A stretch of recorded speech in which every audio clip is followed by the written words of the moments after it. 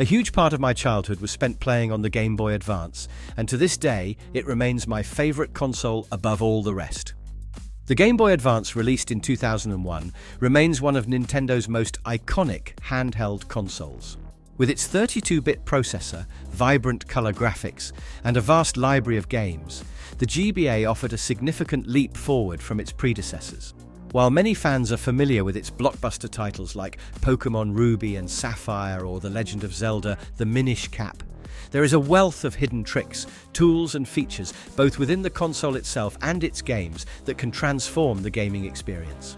This video uncovers the hidden gems of the Game Boy Advance, revealing system-wide Easter eggs, game-specific secrets, underrated titles with unique mechanics, and even accessories and homebrew possibilities, all designed to reignite your love for the GBA and make you want to play it all over again.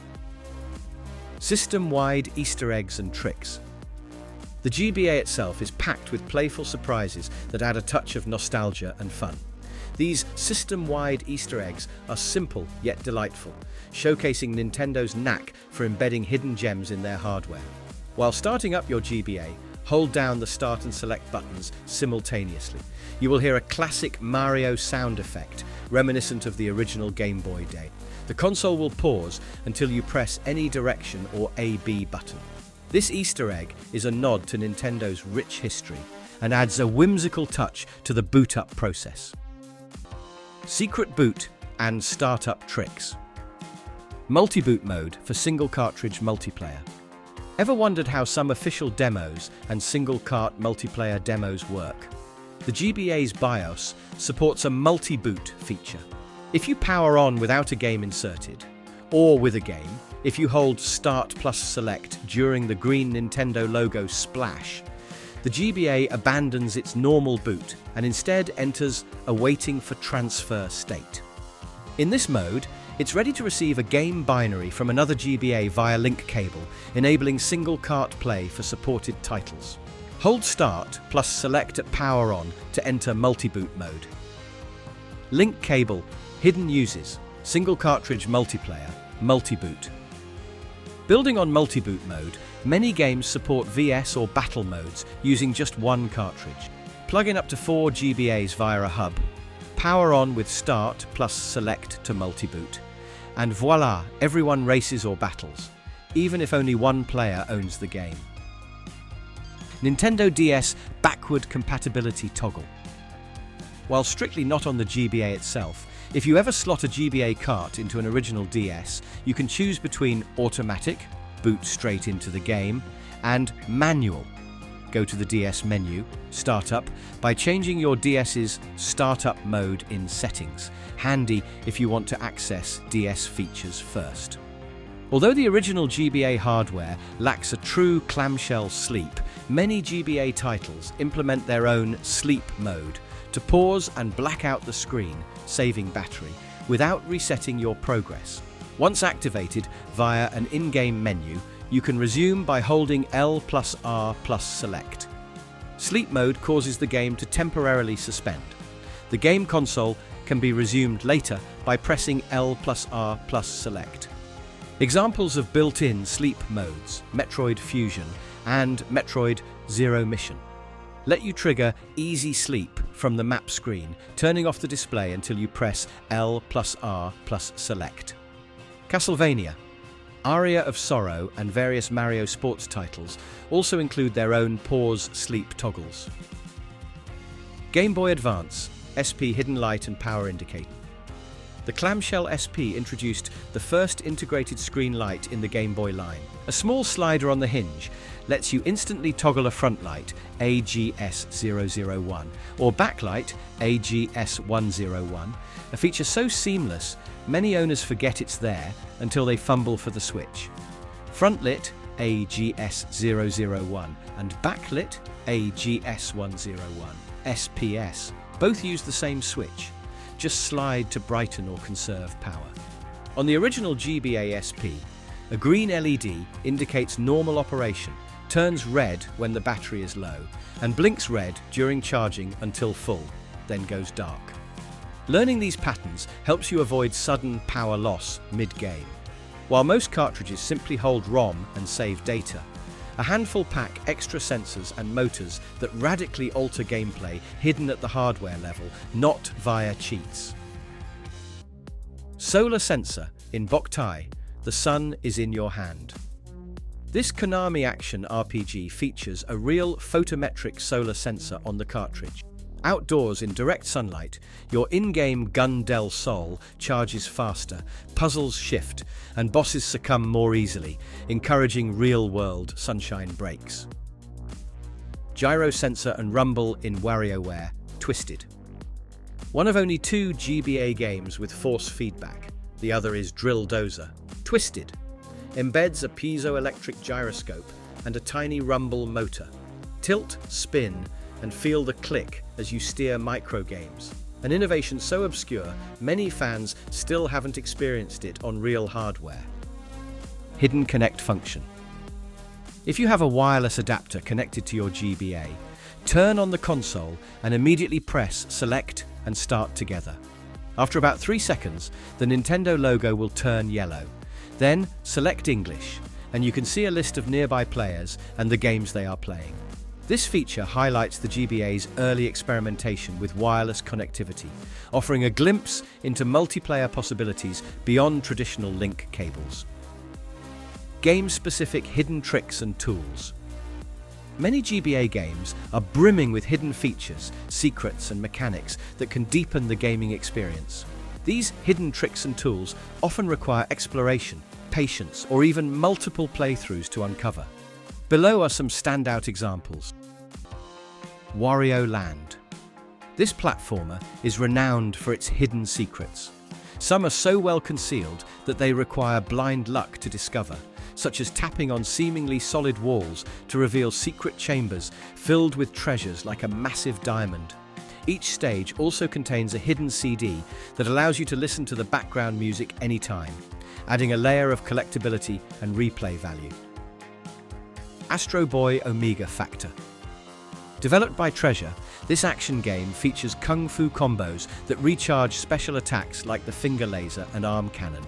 However, the true hidden gem lies in its replayability. To unlock the best ending, players must complete all 43 levels twice, discovering hidden characters and secrets along the way. This encourages deep engagement with the game's mechanics and story. Drill Dozer. The unique drilling mechanics of this game allow for creative problem solving. Players can suspend in mid-air to drill across chasms or shift drilling directions to remove blocks at precise times. Boss fights are particularly ingenious, requiring players to think strategically, such as matching missile colors in a hot potato-style challenge, reminiscent of the Legend of Zelda puzzles. Ninja 5-0. The grappling hook in this game is a versatile tool for swinging and leaping to higher platforms, unlocking new areas and strategies. Additionally, the time trial mode challenges players to beat their best times, with qualifying times set for each level. Mastering enemy attack patterns across 20 levels rewards patience and skill, making it a hidden gem for platformer enthusiasts. Boktai, The Sun is in Your Hand. This game stands out for its solar sensor, which integrates real-world sunlight into gameplay. Certain actions like charging your weapon depend on sunlight, meaning your play schedule is influenced by the time of day. This unique feature not only adds realism but also motivates replaying the game at different times to fully experience its story and puzzles. Sigma Star Saga. This RPG action hybrid features krill accessories like the puck for ricocheting and girl wings for flying, adding depth to exploration and combat. Experience is gained in shooter segments, and revisiting planets can unlock new areas. Interestingly, some mechanics, like using the krill boots, are not immediately obvious and may require consulting the manual, rewarding attentive players. Cheat devices and software tools. Back in the GBA's heyday, one of the most coveted accessories was the cheat cartridge, devices like the Action Replay and Game Shark. These tools plugged into the GBA's cartridge slot, and the game cartridge plugged into them. They acted as a pass-through. They allowed players to input codes that modify game memory, enabling anything from infinite health and money to accessing unused content. Action Replay GBA, made by Datel, came preloaded with over 3,000 cheat codes for 130 plus games. It featured an automatic game recognition. When you booted a game, the Action Replay would detect it and offer the relevant cheats from its library. You could also add new codes manually or by connecting the Action Replay to a PC via a link cable to download codes.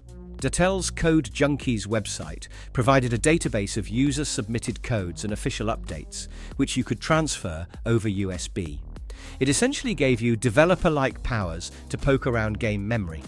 For example, you could walk through walls in Pokemon, unlock all items in Castlevania, or make normally unplayable characters appear.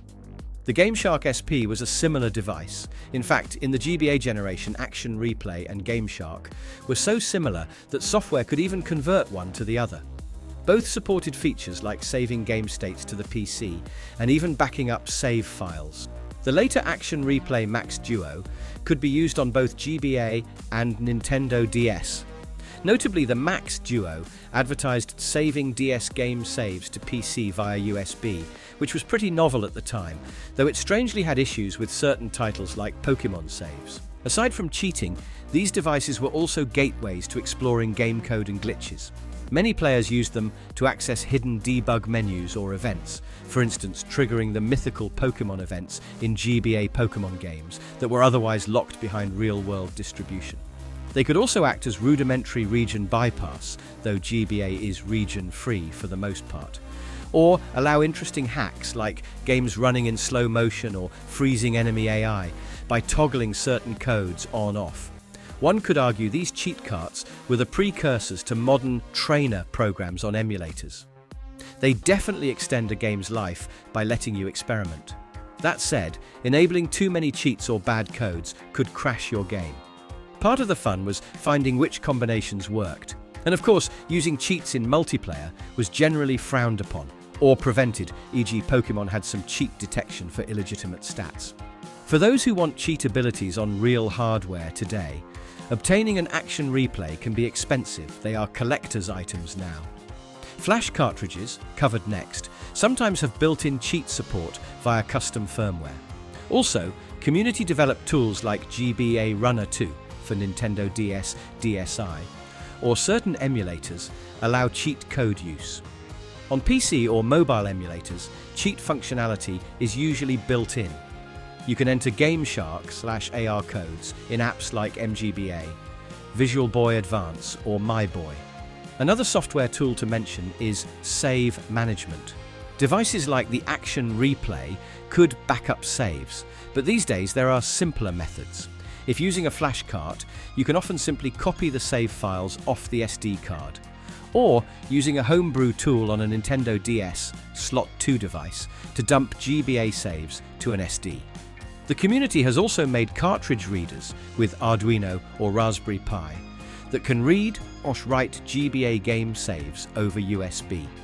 This is handy to preserve your game progress or inject a downloaded save, for example to jump to a completed state and access post-game content. Finally, an honorable mention in software tricks. Some games themselves hide debug modes or features that effectively act like cheats if you unlock them. For instance, Konami's Harmony of Dissonance has a built-in cheat menu that's normally inaccessible, and some third-party GBA games had button codes for level selects or sound tests that were not well documented. Enthusiast communities like the Cutting Room Floor document these hidden functions, and with an Action Replay or a patch, you can often re-enable them for fun. Emulating other systems on the GBA. Despite its 16-bit-like appearance, the GBA is a 32-bit system with more than enough power to emulate many 8-bit consoles. The community created several impressive emulators that run as GBA programs, i.e. you load the emulator ROM onto a flash cart, sometimes bundling game ROMs with it. Pocket NES, a highly optimized NES emulator for GBA. It can run a vast majority of NES titles at full speed with sound. Pocket NES cleverly lets you compile a selection of NES games into one multi-game GBA ROM with a menu. Many early flash cart users would have a NES compilation ROM to enjoy classics like Super Mario Bros., Zelda, Mega Man, etc. on their GBA.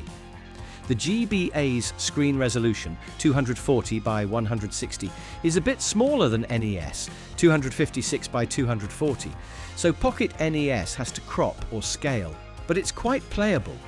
Goomba Color. These are Game Boy and Game Boy Color emulators for GBA. Since the GBA, except Micro, can play GBC cartridges in hardware mode, why emulate? Mainly for convenience, Goomba lets you pack multiple GBC games into one GBA ROM or play them from a flashcart menu. And it also works on GBA Micro or DS, where native support isn't available. Performance is excellent because the GBA is roughly 4 to 8 times faster than a Game Boy. As noted earlier, the Supercard flashcart used Goomba Color to let you load .gbc files. Goomba supports features like scaling the image to full screen or original resolution with borders. SMS Advance, emulator for Master System and Game Gear. There are emulators for Sega's 8-bit systems as well. The Master System and Game Gear had similar hardware and lower resolution. Game Gear was 160 by 144, quite close to GBA's 160 pixel height, making them decent candidates for GBA emulation. Games like Sonic 1 for Master System can run well on GBA via these emulators. SNES emulation, Snezzy Boy, SNES Advance, etc. This is where it gets tricky. The Super NES is a 16-bit system with similar CPU power to GBA on paper, but the SNES had custom graphics chips, higher resolution modes, and more complex sound. Emulation of SNES on GBA is partial. A handful of games can run, often with graphical glitches or requiring specific optimization. SNES Advance and Snezzy Boy were two projects that got some games running, like early Mario World or F-Zero with reduced features. Some games are just too slow or won't work, anything using the Super FX chip, for example. Still, it was an impressive feat to see any SNES running on a GBA at all. Others? There's an Atari 2600 emulator, Pocket VCSP. Some chip-specific emulators. One called SPC Player actually emulates the SNES sound chip to play SNES music files on GBA. Given the GBA's ARM7 is somewhat similar to the RM used in older mobile devices, people even attempted things like a primitive MAME arcade emulator and PC Engine TurboGrafx emulation with limited success. Using these emulators on real hardware usually means you combine the emulator and game ROMs into one .gba file, often using a PC tool or a special builder, then load that onto your flashcart. Some flashcarts like EZ Flash made it simpler by letting you just put the NESGB ROMs on the SD card, and the cart's firmware will automatically launch the emulator for that file type. They had built-in Pocket NES Goomba support. It's really fun to have a single GBA cart that can boot up Super Mario Bros. 3 NES version 1 minute, then Tetris, Game Boy the next, all on the original GBA screen and controls. Homebrew games and ROM hacks. The GBA isn't just about official games. It has a thriving homebrew and ROM hacking scene that has extended its life well into the 2020s. If you've ever wished for new adventures on your GBA or tweaks to your favorite classics, this scene delivers. Homebrew games are original creations by indie developers for the GBA. Over the years, hobbyists have made everything from puzzle games and platformers to tech demos and applications. Some noteworthy examples include Good Boy Galaxy, a new exploration platformer in the style of Metroid or Cave Story that was developed in the 2020s for GBA and even got a physical cartridge release via crowdfunding. Anguna, a homebrew action-adventure game, Zelda-like, that released on GBA and later got ports to DS or Steam, showcasing the GBA can host entirely new IPs. GBA Accelerator Homebrews. Some coders made special versions of games or demos that detect if the GBA accelerator mod discussed earlier is present to use the higher CPU speeds. A neat merging of hardware and software, Homebrew. Demo Scene Productions. The GBA, like earlier Game Boys, has a demo scene where coders push technical limits to create stunning audio-visual demos. These often do things the GBA was never meant to, like 3D graphics or huge scrolling bitmaps, just to show off clever coding. Apart from games, homebrew applications and utilities exist for GBA. Did you know your GBA can view text, images, even videos? For example, there's a Game Boy Advance JPEG Viewer app that lets you display photos on the GBA, converted and loaded on a flashcart, gamebrew.org.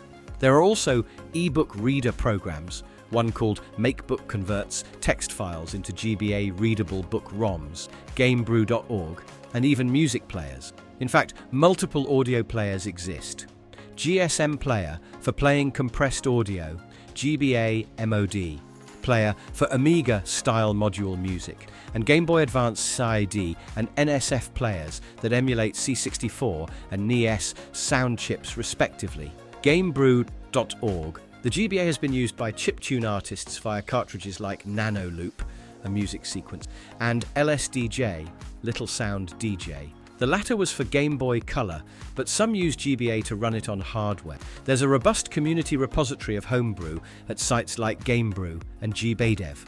Developers continue to make new software. As of 2023, there were even test utilities and diagnostics being published. For example, a 240p test suite port to GBA for calibrating displays, gamebrew.org, and pixel fixer tools for screens, gamebrew.org. It's amazing to see a supposedly dead console receiving new content. On the flip side, ROM hacks modify existing games to create new experiences.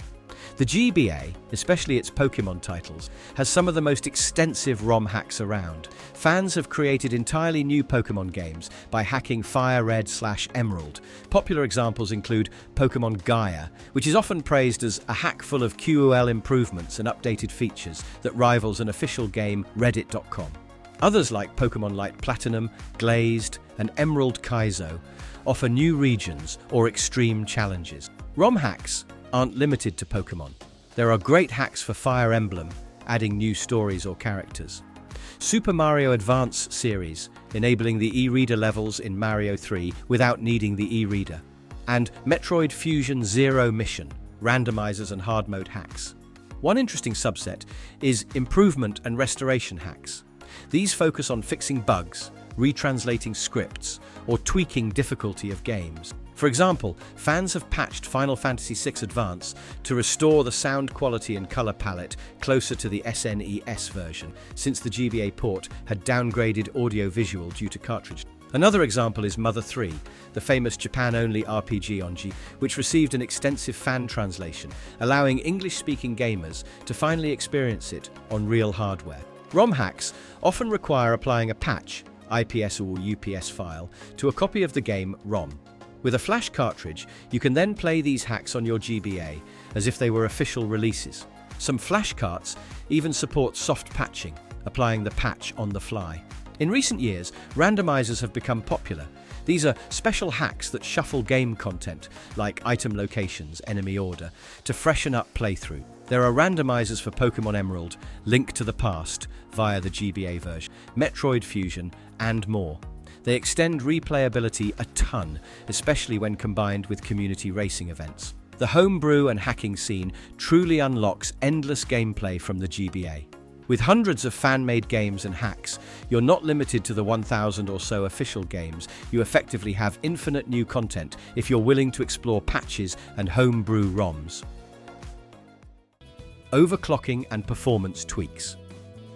Believe it or not, you can overclock a Game Boy Advance.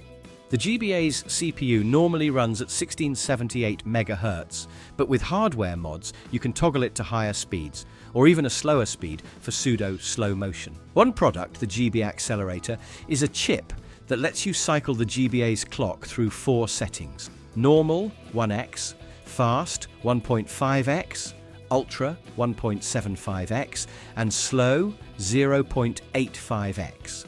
You map a button combination, usually involving the shoulder buttons or others not commonly pressed together, to switch speeds on the fly.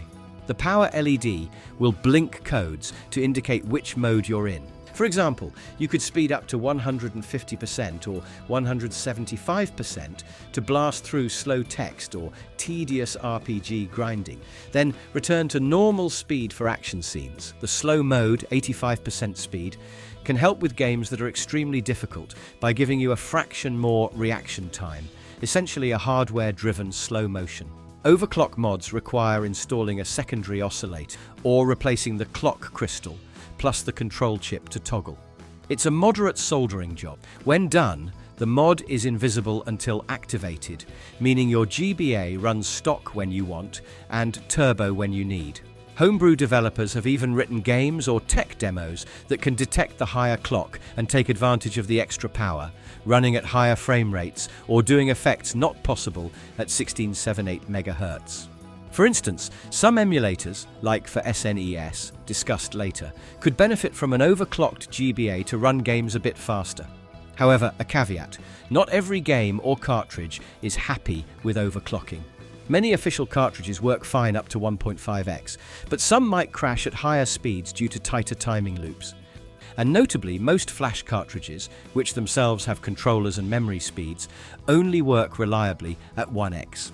Overclocking with a flash cart inserted often causes the game to freeze. So the overclock mod is best enjoyed with original game cartridges, where it can provide a fun new way to experience games. Also, running faster or slower will shift the audio pitch since the sound hardware is tied to the clock, which interestingly can be a perk for chiptune artists looking for unique sounds. In addition to full hardware overclocking, some simpler tweaks include changing the GBA brightness.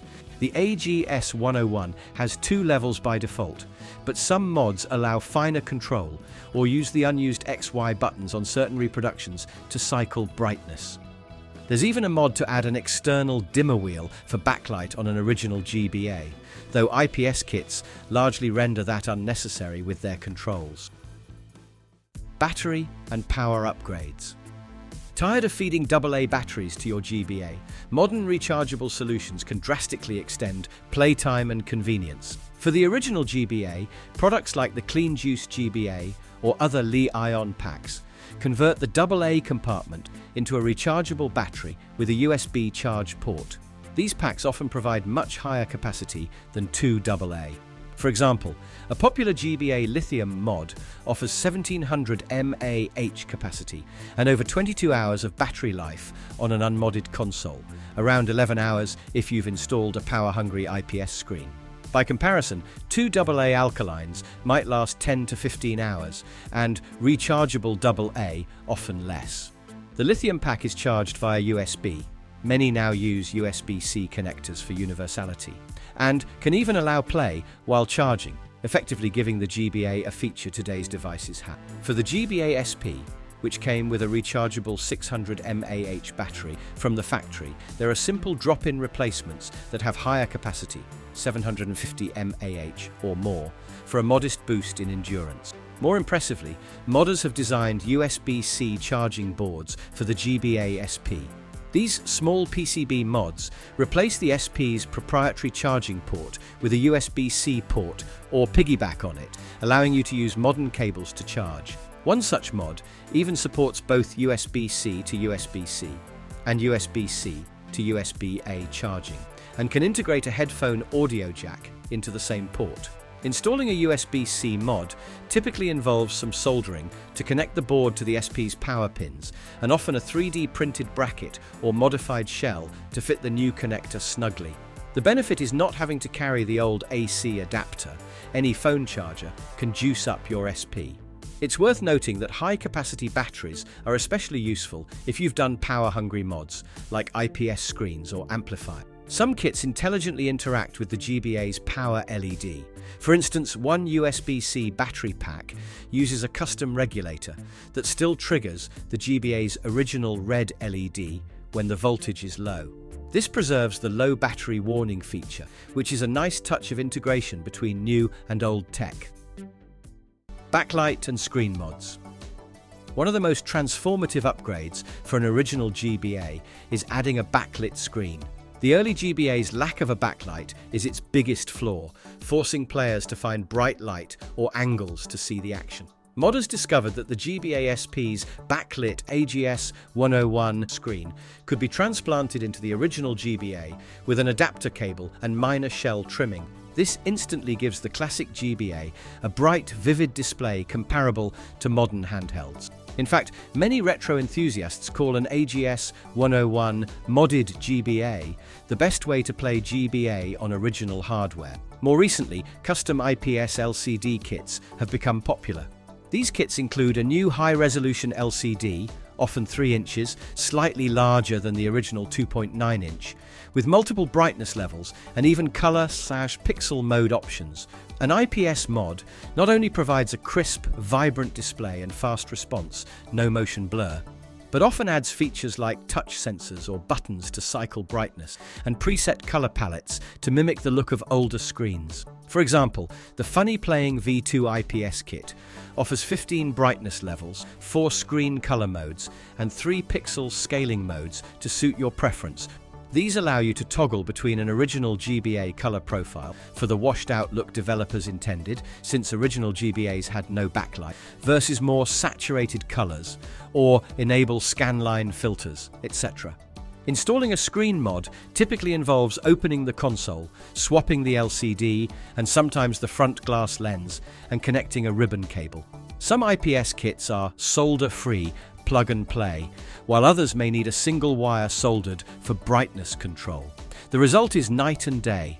Games become vibrant and playable in the dark, breathing new life into your GBA library. If you have a GBA SP AGS 101 front lit, you can also upgrade it to the later AGS 101 true backlit panel, or even certain IPS mods made for the SP.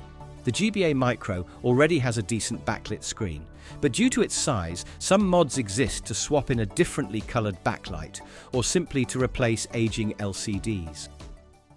The people who grew up with Game Boy Advance understand how great of a hardware it was. I grew up with it, and when I still look at my eyes start to shine like a 9-year-old. I made this tutorial with a lot of love. I hope this helps. This is all we have for today's video, and if you liked what you saw here, drop a subs for us. Have a good one and take care.